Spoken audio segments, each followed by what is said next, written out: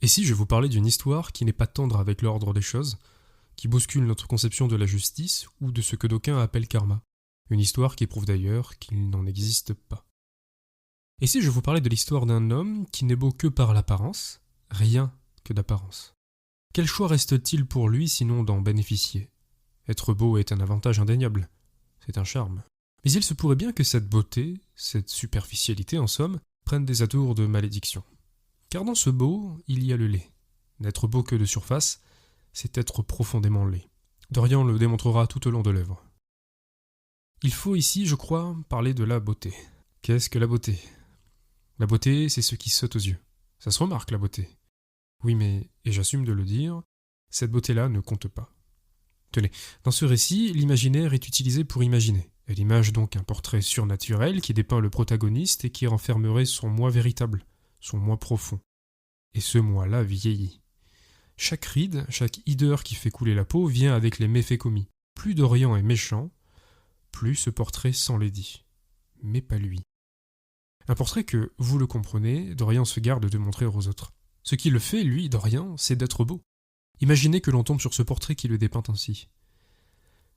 C'est dans les combles de sa maison, fermée à double tour, que Dorian le dissimulera. Il le cachera des autres, mais aussi de lui-même. Dorian ne veut pas le voir. Dorian ne veut pas se voir. Le surnaturel, cette dose d'imaginaire fantastique que les auteurs utilisent dans les fictions, appuie surtout, je pense, l'évocation, la métaphore. Et ici, ces usages renforcent la dichotomie du personnage. Dorian est beau et laid à la fois. Beau de visage, laid de geste. C'est cette perspective que l'œuvre, à mes yeux, a évoquée tout du long. Refuser de se voir dans le fond de soi-même, c'est sans les dire. On ne se questionne pas, on ne tourne plus les yeux du côté de soi-même, on ne se remet pas en question.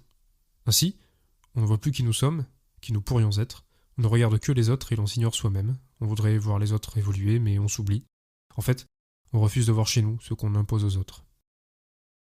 S'aveugler de nos parts sombres, c'est les exposer mieux encore, c'est les laisser se propager et ramper jusqu'à ce qu'elles recouvrent entièrement notre figure. Fuir notre laideur, c'est être laid. Nous le disions, Dorian est beau et laid à la fois. Dorian ne se remet pas en question, sa beauté doit lui permettre d'accéder à tous ses caprices. Mais il viendra un événement. Dorian doit voir son portrait, doit voir qui il est vraiment. Quelle insupportable vue pour qui s'érige au sommet que de se regarder droit dans les yeux. Quel vertige, quelle chute. Outre de questionner cette forme de beauté, Oscar Wilde, par le truchement de ce récit et de ses personnages, questionne l'art. Lord Henry, par exemple, l'un de ses personnages, qui est ami de Dorian Gray, n'aura de cesse, par ses interventions tout à la fois poétiques et cyniques, vraies et intolérables, de questionner l'art. Le livre d'ailleurs s'ouvre sur une préface de l'auteur où ce dernier confronte directement le lecteur, c'est-à-dire sans les embâches d'une fiction, et il énumère nombre d'adages propres, selon lui, à l'art. Parmi eux, il dira ceci. Le vice et la vertu sont pour l'artiste les matériaux artistiques de son art. Si l'on peut construire l'art avec la vertu, mais aussi avec le vice, alors l'art a-t-il pour objet premier que d'être beau? Mais d'ailleurs, au fond, qu'est-ce que la beauté? La beauté, c'est une question de goût, et vous connaissez la formule, le goût et les couleurs. Il existe autant de beauté que de conscience. Il y en a qui ne s'émerveillent pas devant une architecture élaborée, il y en a pour apprécier les courbes d'une voiture, il y en a pour demeurer hermétique au-devant de la poésie de grands romans. Mais la beauté, c'est peut-être aussi un coucher de soleil qui mettra tout le monde d'accord, un panorama où le ciel et la mer se confondent. La beauté, c'est peut-être aussi la tempérance, la droiture et d'autres de ces choses qui ne se voient pas. Je pense que la beauté, c'est ce qui fait appel en nous à qui nous sommes et qui nous voulons devenir.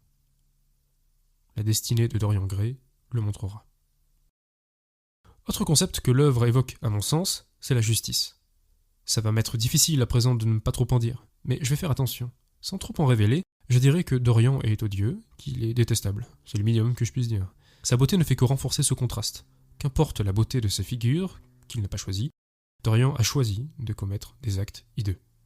Cela entraînera, vous le verrez, quelques réactions en chaîne. Nous le disions au début, l'histoire du portrait de Dorian Gray n'est pas tendre avec l'ordre des choses. À la vérité, et cela rejoint le cynisme lamentable de Lord Henry, l'ordre des choses n'est pas comme nous le voulons, il est comme il est. L'abstraction est difficile, notre espèce promeut le sens, y compris quand il n'y en a pas. Ainsi, elle fait du hasard un ordre des choses, elle fait d'une nature un dieu créateur, elle croit en des valeurs qu'elle a elle-même inventées. C'est le biais de la réciprocité, du juste monde. Lorsqu'un individu fait un pas vers nous, on se sent redevable. Or, rien dans la nature ne nous y dispose. Ce sentiment de redevabilité, c'est une règle que nous avons fabulée depuis la nuit des temps. Ce pourrait être une bêtise pour Lord Henry, qui est cynique. Mais je trouve dans cette naïveté, qui est une chimère, une beauté qui permet à l'homme de concevoir l'entraide et la civilisation. C'est à la base une invention que nous avons nous-mêmes mis au point depuis le matériau de notre esprit romantique.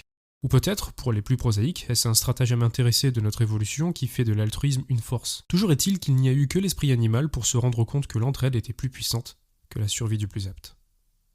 Parce que ce mécanisme fonctionne, il a fait nos sociétés. Or, nous avons tendance à trop l'étendre. Nous imaginons alors que le monde est juste. Si je rends un service et qu'on me le rend, alors il y a une justice d'un ordre plus grand. Dieu récompense les bons et punit les méchants. Cette justice divine, ce karma, cette roue qui tourne, c'est le fantasme étendu de notre naïveté, de nos chimères, qui consiste à donner un sens et une structure au hasard. Oscar Wilde en fera la démonstration dans ce roman par le biais de la famille Vane, notamment. Et je me dois de peu parler de Sybil Vane, justement, de son frère, mais aussi de Basil, et puis même de Lord Henry et surtout de Dorian Gray en fait. Ce qu'il advient de ces personnages montre combien l'on ne récolte pas toujours ce que l'on sème. Bien au contraire.